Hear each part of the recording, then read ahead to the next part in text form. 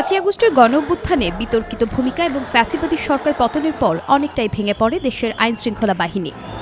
দেশে বেড়ে যায় চুরি, ছিনতাই, খুন ও ডাকাতির মতো নানাবিধ অপরাধ কর্মকাণ্ড।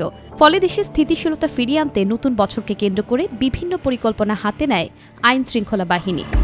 কিন্তু গত এক মাসে দেশে চুরি, ছিনতাই, খুনের মতো অপরাধগুলোকে লক্ষ্য করলে দেখা যায় মৌলভীবাজারে ৫ জন খুন, ঢাকার এলিফ্যান্ট রোডে প্রকাশ্যে কুপিয়ে গুরুতর আহত করা হয় এক ব্যবসায়ীকে।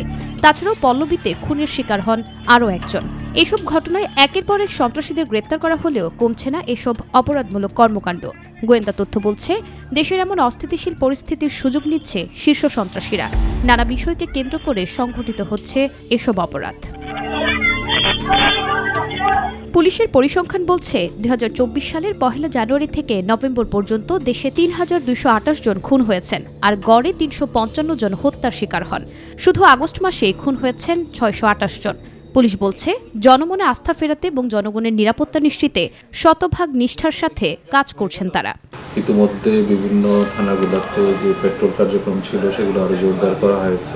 স্ট্র্যাটেজিক পয়েন্টগুলোতে চেকপোস্ট বসানো হচ্ছে। এর বাইরে যারা বহির্গত অপরাধী রয়েছে, বিশেষ করে ছিনতাইকারী, চাঁদাবাজ, তাদেরকে গ্রেপ্তার করে আইনের আওতায় নিয়ে আসা হচ্ছে। আমাদের যে প্রিভেন্টিভ যে কার্যক্রমগুলো রয়েছে পুলিশের, সেগুলো সবগুলো জোরদার করা হয়েছে। যদিও আপাতত দৃষ্টিতে মামলার সংখ্যাটা বাড়তি মনে হচ্ছে, কিন্তু এটা আমি বলবো অপরাধ নিয়ন্ত্রণের জন্য এই জিনিসটা ভালো। এদিকে অপরাধ বিশেষজ্ঞের মতে, জনবান্ধব পুলিশই পারে অপরাধমূলক এসব কর্মকাণ্ড কমিয়ে আনতে। একই সাথে রাজনৈতিক বলয় থেকে সংস্থাটিকে আলাদা রাখারও দাবি জানান তিনি।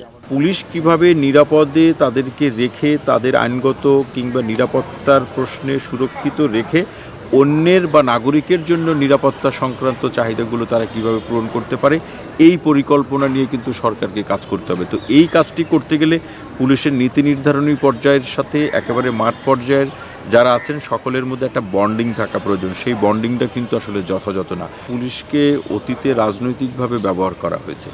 এখন এই রাজনৈতিক প্রক্রিয়া থেকে পুলিশকে সরিয়ে এনে একেবারে পেশাদারিত্বমূলক বৈশিষ্ট্যে বা প্রক্রিয়ায় তার কার্যক্রম পরিচালনার ক্ষেত্র তৈরি করা কঠিন কোনো কিছু না, প্রয়োজন শুধু সদিচ্ছা।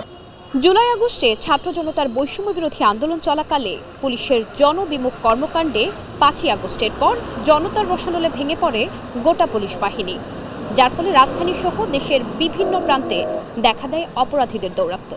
বাড়তে থাকে একের পর এক অপরাধ প্রবণতা।